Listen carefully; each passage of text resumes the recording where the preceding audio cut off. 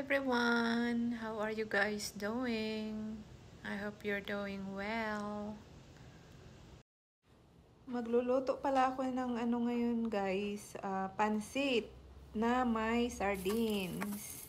Yan, nagigisa ako ng sibuyas, tapos garlic, and then isunod natin mamaya yung sardinas. Bata pa ako guys, bali ito yung madali-dali namin sa probinsya, yung sardinas.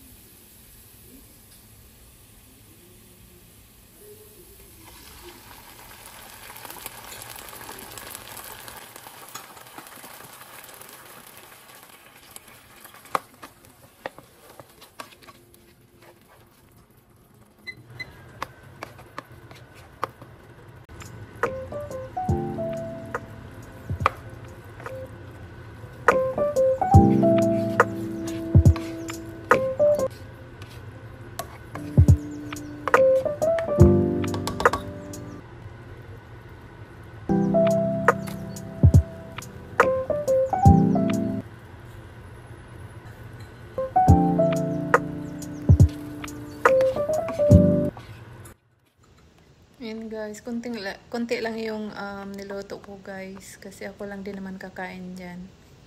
Tapos konting carrots, tapos asin, paminta, chicken bouillon. Yan, tapos mikos-mikos lang yan. Tubig, yan.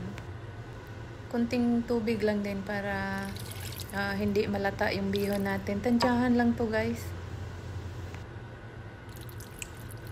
Tansyahin yung yung tubig kasi pangit naman din pag malata yung noodles na.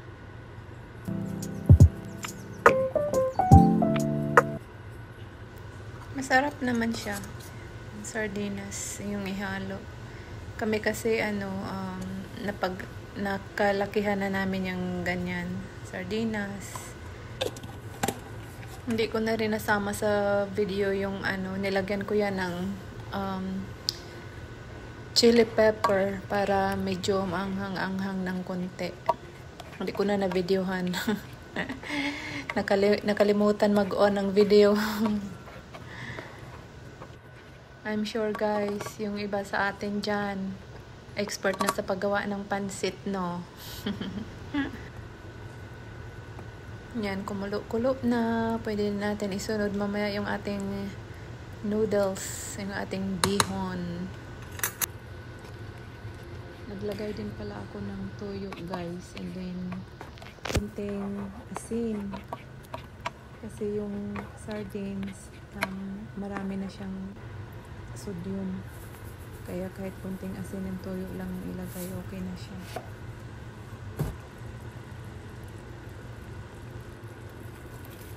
Tapos yung cabbage.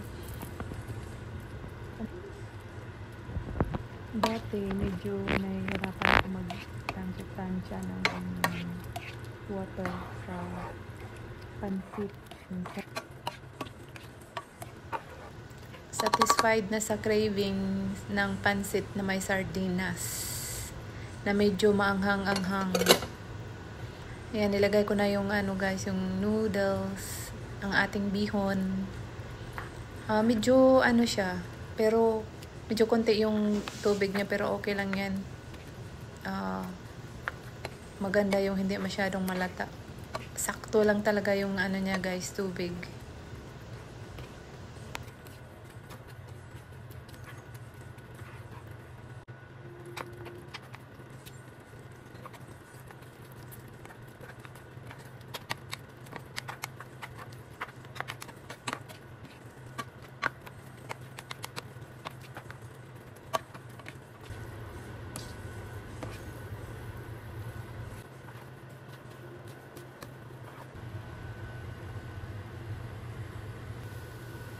Ayan na guys, luto na ang ating pansit. Nilagyan ko ng sibuyas dahon.